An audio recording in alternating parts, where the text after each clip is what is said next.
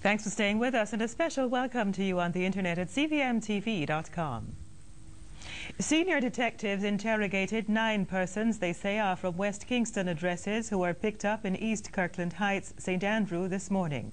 The operation is part of ongoing efforts to determine the whereabouts of Tivoli strongman Christopher Dudas-Coke. Fabia Phillips-Lawrence reports. It's the second visit in a few days to the Upper St. Andrew area by law enforcers. The pre-dawn operation included soldiers from the Jamaica Defense Force and police officers from Kingfish and the Organized Crime Investigation Division. The lawmen and women swooped down on one house in particular where searches were carried out. But it was probably unusual for persons in that section of the city who were in the vicinity to be stopped and searched.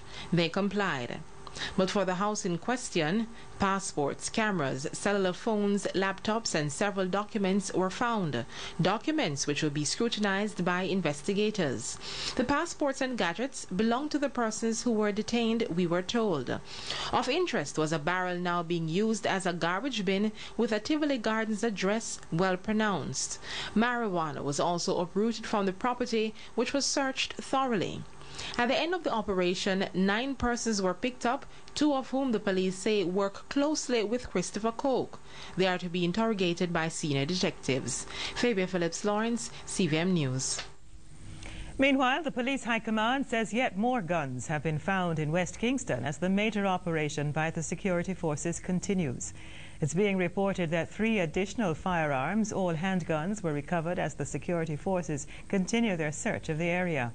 The total now stands at 36 weapons and 9,241 rounds of assorted ammunition. The increasing number of juvenile males being linked to criminality has one senior police officer calling for a closer look at how they are penalized. He wants them to be held accountable for not according to their age, but based on the level of crime they're prepared to participate in.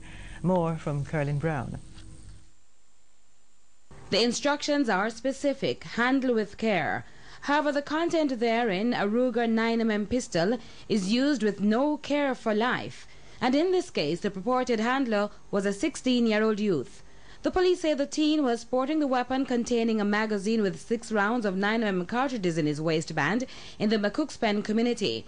With so many youngsters featuring dominantly in vicious crimes, the Commander-in-Chief of the St. Catherine North Police Division says the directives on the books need to be revisited. I'm a bit concerned about this fine, taking into account that it was found in possession of a 16-year-old. And we have seen, the stats is showing us that juveniles are involved at a very high level in the commission of crimes, more so serious crime, murders and shooting. And they are involved at 2 levels, at the level of the perpetrator and also at the level of the victim. He is prepared to call for balanced penalties for these juvenile offenders, whom he says are getting away with a mere slap on the wrist when they are sent to places of safety, only to walk back out to runnings as usual. The time has come for us, especially as we go forward with our crime bill, to look seriously about the fines that we impose and the time that these juveniles are going to be spending in jail. If they are willing to commit a big man crime, then they must be equally willing to serve a big man time. As for persons settling back in silence, the impassioned cry do not contribute to the protection of these gunmen and their weapons, such as this very potent M14 sniper rifle. It's the older version of the M16. This was found in the Leslie Pen area, which is home to the one other gang that is operating in the Spanish Town area. We have been watching this area for a number of days. And based on what we saw by way of our covert operatives, we felt that some firearms were in hiding in that area, and so we carried out a diligent search of the area. Superintendent Thompson attributes the weapons find to heightened operational activities in his division, resulting from the upheaval in sections of the corporate area. The close proximity of Spanish Town, which is also a random hotspot, makes it ideal for criminals on the run to use this corridor. However, the senior cop says his teams are equal to the task, with the snap raids and other measures, including the crucial stop and search. Due to the high proliferation of firearms in the division, we believe people might be armed at this time, and we are seeing the incidents of shooting being increased. Unfortunately, no one was held in connection with the M14, which was used during the Korean conflict. Kirkland Brown, CVM News. Children who are out of school for days in Kingston and St. Andrew due to the unrest in sections of the corporate area are returning to classes tomorrow. However, although normality is slowly returning to downtown Kingston, the Ministry of Education has taken the decision not to reopen the Tivoli and Denham Town high schools, as well as all primary, all-age, junior high, infant and basic schools near these high schools. They will remain closed until further notice. Students of the Kingston Technical, St. Andrew Technical, Trenchtown and Charlie Smith High Schools who have external examinations will sit them at the Overseas Examinations Commission.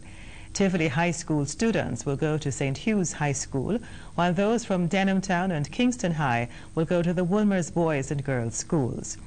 And the principal of Tivoli High School is asking the teachers and the administrative staff to report to the Ministry of Education at 10 tomorrow morning. The People's National Party has renewed its call for Prime Minister Bruce Golding to resign. The call came today at an executive meeting of Region 4 in Spalding, Clarendon. More from Kirkland Brown.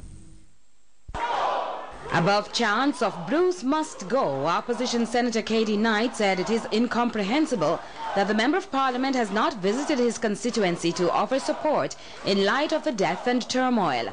According to him, Tivoli represents the heart of the Jamaica Labour Party. However, the heart seems to be rejecting its owner.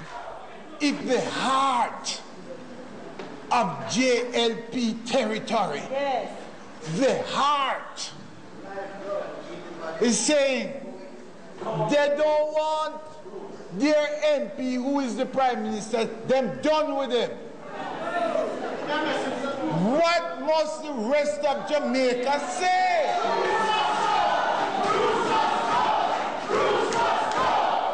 Mr. Knight is also calling for the resignation of the National Security Minister, who now forms the tripartite core of those whom he says must go. Mr. Knight has also called for the resignation of Justice Minister and Attorney General Dorothy Lightburn. Pointing to matters relating to the extradition of Mr. Coke, the Prime Minister, he explains, should be begging for forgiveness to return to Parliament. From the top of Duke Street, him should have sing Sankey. Him should have lighted candle and then beg his way back home into Parliament. In an effort to silence the critics that the PNP is power-hungry, he noted that the party is just preparing for the inevitable. Because the People's National Party is not expressing hunger for power.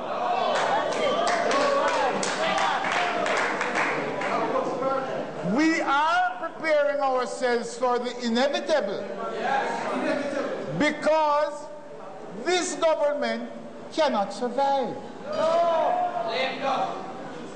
But I don't want anybody to believe that we are so hungry that we want them to go so we can step in tomorrow morning. He called for unity.